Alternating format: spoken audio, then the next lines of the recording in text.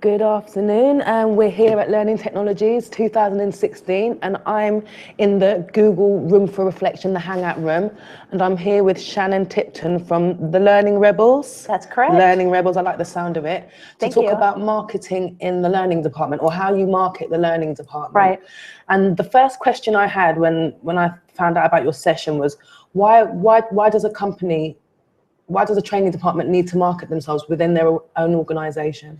You know, that's a really common question that I get. And really what's key and why you should be marketing your learning department is because no one else is talking about learning. So you need to be talking about learning. And it really becomes about treating your learning department as a business.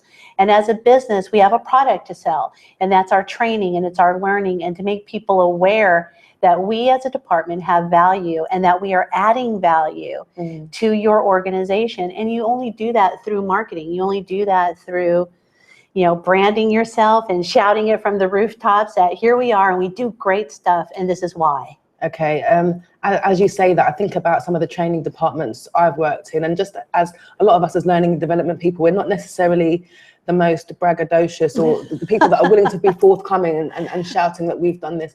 So how do you get around that? How do people start to see themselves as, you know, something they should be shouted about? That they should be marketing? Yeah. You know, that's a really common L&D mindset. You know, every other department within an organization has no trouble talking about what they do. Marketing, sales, finance, no trouble talking about it. L&D, we sit back and we go, oh, here we are.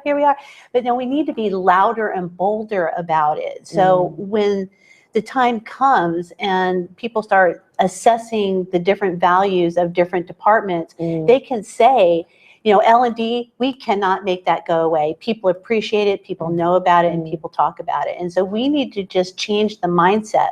It is a paradigm shift, you know, for us to go out and really start bragging about what we do, but we need to start doing it. We really do. Okay. Yeah, I think that's very true. Okay, so I'm going to ask you that, have you got 5, I don't know if it's too much for you to encapsulate, but like 5 top tips that you'd give to a training organization or training department, and how to market themselves to their organization. What kind of things can they practically do? Sure. Well, first is thinking about your brand. So there are 2 parts to marketing. And first is your brand, and your brand is how you are perceived. So it's, when you think about marketing, marketing is me talking about me to you. Okay, so that's marketing. Right. So now the brand is, how are you talking about me when I leave the room? Right. Okay, so that's my brand. Right. So what we want to do is make sure that first off, we have a good brand. You know, there are L&D departments out there are doing wonderful work. So we need to make sure that our word of mouth is doing that. And the first step that they can do to make sure that that happens is to get out themselves. Go join meetings. Go talk in the hallways, go sit with other departments at lunch. Yes. You know, start talking about your department. So that's the very first thing that you can do, that's actionable, that you can do right now. Yeah, get up right now after we're done talking. Get up right now and go and talk to somebody about your department. Secondly, then, is now let's talk about marketing. So there are 4 things that I can tell you straight away that you can do to start immediately marketing your department. First, if you have a newsletter, get out of that corporate newsletter. You know, you don't want to be part of the corporate newsletter. You don't want to be on page 2 of your corporate newsletter that no one reads. You want your own newsletter. Okay. And there are plenty of templates out there to do it. So build your own newsletter with short, unique, fun, addictive content. Okay. So the newsletter, then secondly, the blog. So get a blog out, and people are very scared of blogs because, oh my gosh, I got to write. But you only have to write 500 words, 300 words. You don't have to write War and Peace every week. And anybody can write something once a week. It's true. You know, so your newsletter, your blog, get social. So find your enterprise social, if it's Yammer, or if you have a Facebook group or a LinkedIn group. Start on there, start talking about what you're doing. And lastly, video. Yes. Now, we all have cell phones. Exactly. We all have mobile phones. Exactly. You've got a video studio right at the palm of your hand. So 3 minutes, just like what we're doing here. Yeah. So 3 minutes, tell me about what we're doing right now. Or you just attended my session. Give me 3 minutes on why you liked it. Yeah, some feedback. Boom, yeah. Done.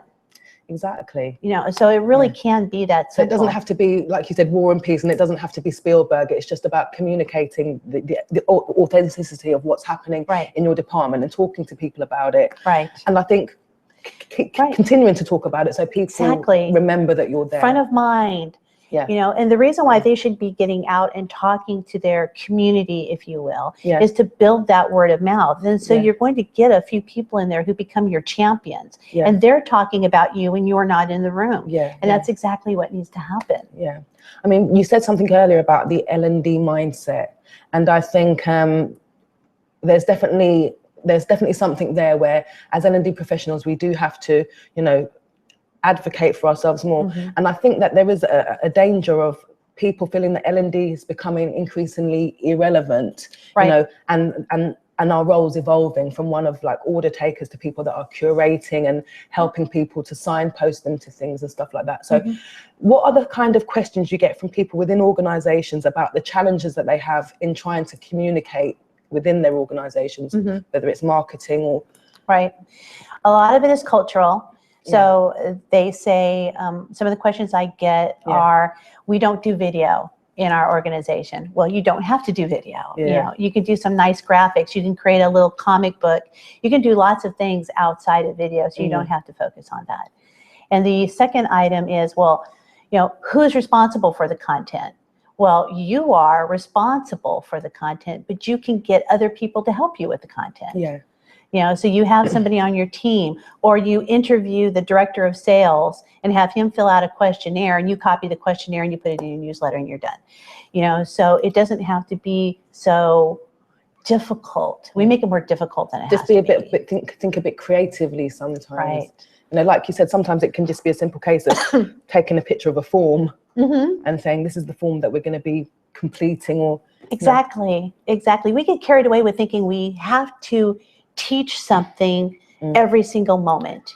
And we don't have to. You know, we need to be interesting, provide interesting information. So if you worked for a healthcare organization and I'm putting out my regular Friday newsletter, maybe it's 10 things on how to sit at your desk and do exercises at your desk, 10 tips. You know, so you're not teaching anybody anything, you're just giving them great content.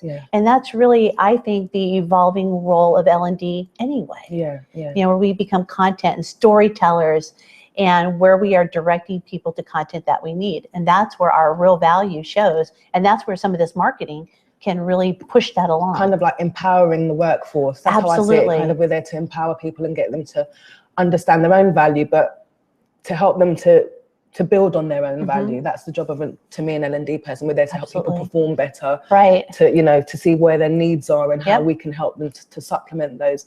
But why do you think, or how did you get into this field, and why? You're very passionate about it, so why did it become important to you? And to the point that you've written a book, an ebook apparently. What's the name of the ebook? Disruptive Learning. Disruptive Learning, and people can get that on Amazon? On Amazon. Excellent. Okay, so why did you start getting down this marketing path, and why has it become important to you? Well, just as with any other L&D, sometimes you accidentally stumble upon it. And I got hired into an organization a number of years ago, and the previous leadership before I came on board blew up the training department, which is another great reason why you need to start talking about yourself so you don't get blown up because they think you have no value. So the new leadership came in, and I knew that person and he knew me and the work that I had done. And he asked me to come in and start from scratch. And starting from scratch means that you need to make people aware that you now exist. Because they were used to you not being there. You know, and this was a very large organization. So now it's, how do I get our name out there? And that was a long time ago, and it was kind of old school marketing, but still effective. You know, so where I was doing mailers at the time, you know, putting something in people's paychecks, you know, sending posters to the branches, and, you know, just trying to do anything I could to make people aware that new and exciting stuff was coming their way. And then it evolved from there. Yeah. Okay. And so how did you segue into doing this for yourself and becoming an advocate then? So you obviously started from in a large organization, things weren't going so well for training, you had to kind of start from scratch. So that basically what you're saying is that put it on the agenda for you and made you realize how important it is to raise awareness around the work that you're doing. That's right. And then you just have folded that into whatever you've done ever since, basically. Correct, exactly. Right, that's how it works. It just brought a shining light on the fact that learning is not a department. It's a business. And we need to treat it like a business. And if we don't, then we become not relevant any longer. But what do you say to the naysayers? For example, I mean, you probably get it a lot, but they'll say, yeah, but in my company, you know, we've tried that, or like you said, we don't do video, or, you know, the way our company works, it's very difficult to, so we put the blockers in front of ourselves. And I find that people often do that, and different organizations work differently. But how would you challenge a person that maybe has become stuck in a certain mindset to shift it and to work around the quirks of their own organization? Right. Excuse me. A story that I've told recently is I was teaching a class. And there was a lady in my class, and she said, well, we don't have to do marketing in my company for learning. I said, oh, really? Why not? And she said, because all of our training is mandatory. I was like, okay, is that what you want to be known for? And so was it a prison or something? I know, really. It's like, well, first I feel really sorry for your people. Yes, okay. I quite like that. That's quite funny in a kind of Machiavellian way. It is, but you know, a lot of organizations are that way, where all of their stuff is mandatory. But that's not. So then that means that your training has become punitive. Yes, exactly. And people then are talking negatively about it. So now you have to rebrand yourself from a negative position to a positive position. And so my question to her, as it would be to anyone who's in that situation, is that how you want to be known? True. Is that your legacy? And L&D people do not think about it that way. And when you say, is that your legacy? Then, then they realize all of a sudden. Oh, no, that's not what I want my legacy to be. Okay, then we need to work on that. I've found as well that sometimes training can be used as a kind of control tool. You know, whether people have it, whether people don't have it. You know, if I get this, then I can perhaps get this role. And so it can become a kind of tool. And that's why sometimes it may have a negative perception in organizations, just because of what you said, and also sometimes the way it can be used. So I think in terms of what we're discussing, I think if your training department does have a kind of bad reputation, or people view training in your organization not in a positive light, I suppose you have to ask yourself why that is, and then see how you might turn that around. You rebrand. And as I explain it to other people, companies rebrand for a reason. Either they've become irrelevant to the population, and they need to bring that back, or something's gone wrong, or there's been bad press, you know. So all of those reasons, that's us, that's L&D, those exact reasons, you know. So now it's about bringing it back, and you do this. So if all of your content is mandatory, and you're thinking, well, how do I get beyond that? Then you start providing content that is addictive. It's not mandatory. It's fun and it's interesting. And part of the conversation that we were having earlier was, remember, think about a newsletter that you always open. True. And that would be my response to anybody who's watching. Think of that one newsletter or that one blog that you always read, or the newsletter that you always open. Why? Why do you always open it? Then do that. And it's usually to do with a connection that you have to an engagement that you have either with the content or the person that's writing it. Because it's fun, it speaks to you, it's authentic. And it doesn't have to be a quote unquote sexy subject in order to make it that way. It depends on your passion for the subject and how you convey that. That's right. It? And thank you for that. That reminds me, one of the taglines that I put onto a mechanical course that I helped a company develop very dry content. Yes. And it was all about cutting equipment. And so the title of the marketing pieces that I put out was Go Home with the Same Amount of Fingers that You Came to Work With. Right, yeah. And so who's going to turn that down? You're going to click on that. Exactly. I want to know more about that. Exactly. So when you start thinking beyond, I could have labeled it, cut safety. So have you got a little joke book that you pull out of your drawer and go, what can I label this kind of compliance training? Google is your best friend. So I start, Googling things like, cut mechanics and things like that. And I start seeing what pops up. Right. And then inspiration kind of hits you. It's like, I like that. You might see a cartoon. Oh, that's kind of clever. How can I turn that into a title? Yes. Yeah.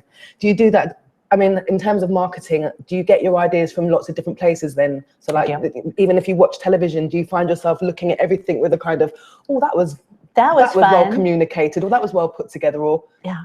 I do. And actually, a lot of the podcasts that I listen to, a lot of the blogs that I read are content marketers. Right. So I look at marketing people and I see what they're doing, and then I use those tactics for L&D. So what's the latest in content marketing, or what do you think, what's the latest? I mean, we've talked about video, but if you listen to a lot of content marketers, and that's kind of the next stage of it, what would you say the themes are, emerging themes at the moment in terms of marketing? Live streaming. Right. Live streaming, Periscope, Facebook Live. Facebook is actually coming out now with a Facebook for Work. Okay. So that could be huge. Is that to compete with the Yammer or something? It is, because Yammer is actually Microsoft has. Yes, so they bought it out, haven't they? Yeah, there's a bit of a hoo-ha with that. That's right. And so now you can go to Facebook at Work. So, and Facebook at Work has a live video streaming application to it. So that means that you could do interviews like this with a subject matter expert. Yeah. Boom, done. Yeah, perfect. Exactly. There are a lot of people, there's a lot of people that are, engaged with the technology and that are happy to be in front of camera and happy to, to put themselves out there. But there are still a lot of people that don't want the attention. Right. If you talk to them about their subject or what their work they're doing, they're very passionate, but you put a camera on them or even a phone and suddenly. Yep. And that's a great point. And that's where blogging comes in. Right. And newsletters or even flyers. Okay. Where you take a nice picture. Yeah. You put that up there and then you submit questions. Yes. Have them answer them. And then you kind of wordsmith it a little bit so it's engaging. It might be even nice to get them a picture of them when they're young, isn't it? That's right. So give us one of when you're a kid then. And let's use that instead. Love that. Yeah, a little happy birthday picture, with their little crowns on and This is our director of comms now, but this was her then. Right. Do you know what I mean? For people that perhaps don't want to put themselves out there. Yeah, written interviews are great, as long as they're short. Or I find just trapping them in a room and, secret cameras coming it's back to that penitentiary thing again. Okay, so is there any other things that you'd like to share with us in terms of marketing and learning that I maybe have refrained to ask you? I think I'm going to check my question there. No. So is there anything that I haven't asked you that you think is something that I'm missing in terms of information you'd like to share with everybody? I would think just the one point that I would reiterate is that it's all about perception and how you're perceived in the organization. Right. And I know that this is going to sound harsh, but a lot of times what happens is that when business falls down, revenues go down, profits go down, L&D sometimes is on the chopping block because it's an easy target. Yeah. And what you want is your customers, your team to say, no, not my training department. My training department will not go away because I love them. They give me good content. They help me do my job better than I've ever done it before. We cannot cut the training department. And you only do that through adding value. And you only do that by talking about it. Yeah. Okay, I see. I mean, a lot of people talk about self-directed learning and now saying, that training departments, whether or not we're brilliant or not, are becoming less necessary, especially in the world where you've got massive open online content, you've got Google, which is, like you said, your best friend and mine, YouTube, so a lot of the information that we need as learners doesn't often come from within the company. That's right. So I suppose marketing then becomes increasingly important. Absolutely does. But that's because we can use it to help us help them. Right. So when you think about a museum or you think about an art gallery, you go into a museum and you have all of this nicely curated content. Yeah.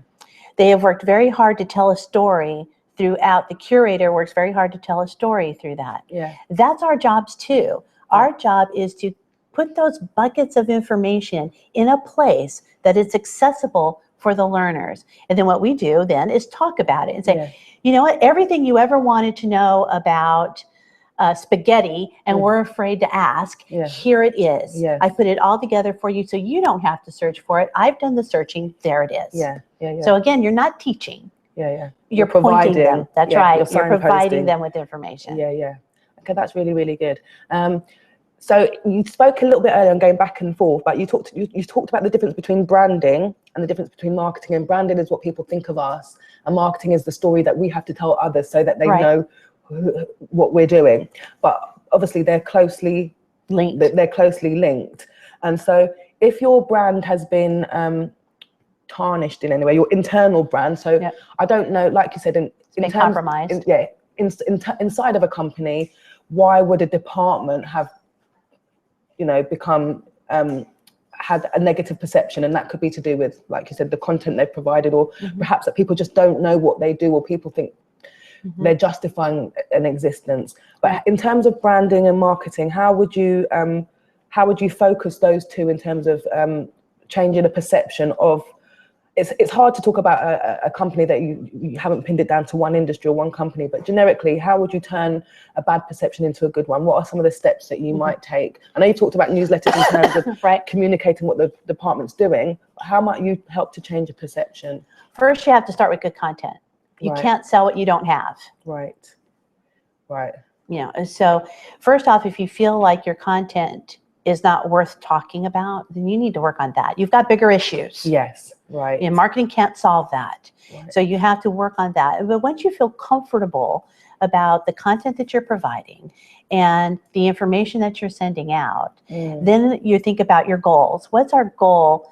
Who are we as a department? What's our personality?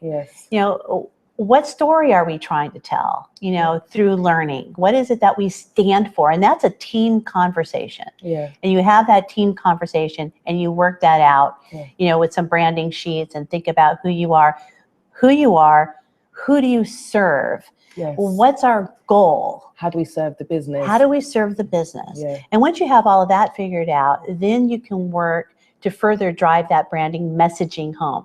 So you're saying the same message, I'm saying the same message, we're all talking out of the same hymnal. And then we're going to all go forth and we're going to start cornering people at lunch and talking about it. And then it just scales up from there. But first you have to take a good internal look at your department and see, are you ready to be branded? Is there some repair issues that you need to put out? Because maybe the last LMS you had was really ugly and people didn't like using it. And so now you have to, we got to rebrand that. We really need to think about how we're going to reach the public now. That's very interesting, because I suppose that's happened to a lot of us, For sure. Where you've got a product that you have to help people train people on, and it's not getting a good reception and that kind of thing. And then obviously you kind of end up taking the flak for it. But how do you think that people in training departments should go about changing their mindset from? I think that's kind of a weird question there, but no, you know what? It is a difficult conversation to have. Right. You really have to be prepared and have some emotional fortitude to have that conversation as a team, and to sit down and be honest about where you are falling down at. And you need to probably go out and start talking to some of your front line, the people you are the furthest away from. And say, what does the training department mean to you? And find out what their perceptions are. And you're going to have to bring that information back, and it might not be an easy conversation at all. I always love talking to people about their training departments at different places of work or to friends. And you rarely ever get, it's sad to say, but you rarely ever get, our training department is great. It's kind of like blah. That's right. A lot of the time, it's neither hot nor cold, which is probably not that good. It's not. And thank you for that. That's actually a point I bring up in this session, Right. is if you go out and you talk to people, either training departments fall into 3 buckets. Either you're doing really good work, or you're doing the forces of evil, or you're not existent. And I'd almost rather know to be bad or good than invisible. True. Yeah. Because if you're invisible, you aren't providing any value at all. Yes, it's true. So you're almost easier to start from the standpoint of, okay, things were not so great. We'll accept that. We accept that as a department, and now we're going to do better. We promise. Than starting from a place of 0. Yeah. So yeah, it's quite interesting how, like I said, there's this kind of lukewarm aspect to it, but let's on a more positive note, because a lot of companies are doing great work. Yep, absolutely. They've got great training departments. Yep. Even some of the older, more traditional companies are really thinking about how they can improve and engage with their with their workforce, and thinking of different issues and diversity, getting more women, all those types of things. There's lots of change happening across industries, so there's a great opportunity. Isn't there? Oh, there is. It's a huge opportunity. And there are a lot of places that are doing great work with this. And like you said, even traditional, even if all you do is classroom, you can still do great work with that. Exactly. And a lot of people do. You know, so it's really about how would you market a traditional classroom course as opposed to maybe an online course that you've I'd use the same way. In some cases, it's a little bit more traditional. That's where you're using flyers, posters. We came up with the idea of door hangers. So if you're doing a classroom that week, you put a door hanger on everyone who's going to attend or who you hope to attend as a reminder, maybe with a little coupon or something. So that way you're building that attention, and it's about teasers. You're dripping information. Right. Little by little, 4 weeks out, here you go. So you have a planned campaign. You kind of say, we've got a campaign that's going to last this long, and we'll start drip feeding this way, then we'll ramp it up, and then closer to the time. Yep, absolutely. And a content plan. So how long should that be?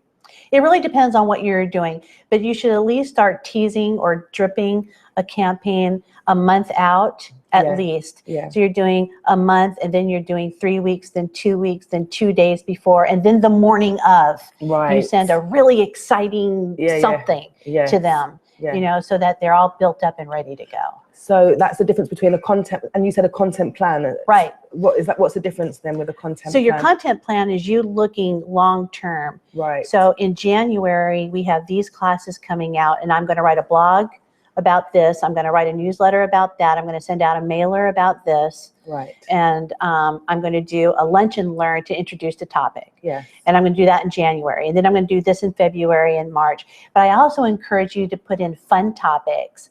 It's a new year. So what kind of newsletter can you send out about it being 2016? Or it's chocolate day. I'm going to send something out on chocolate day, just to kind of have a little bit of fun. Yeah, it's really interesting actually, because as you were just speaking about it there, I was just thinking, there's so many things that you can actually do, but sometimes we just don't do them. Right. I'm very, very guilty of it myself, and I'm going to be trying to put some of these things that you've been sharing with me today and sharing with us today into some of the work that I'm doing, because you've made me realize how important it is that people know about what you're doing. It just won't happen otherwise. Nope. If you go to my website, and it's not on a published page. So if you go to my website and in the search engine, you type in branding, a branding workbook will pop up. Oh, okay. What's your website? LearningRebels.com. Okay. So you go to LearningRebels.com, in the search engine, type in branding, and a branding workbook with worksheets and a content planner will pop up for you, and you can download it. I will do that. I'll be definitely doing that, because I've seen some glaring mistakes that I've made in things that I've done, and I think you're so right. You have to let people know, and you have to keep people in the loop. And you've got to give them a chance to be able to see what's coming up on the horizon and what's available for them. Right. So yeah, very, very good.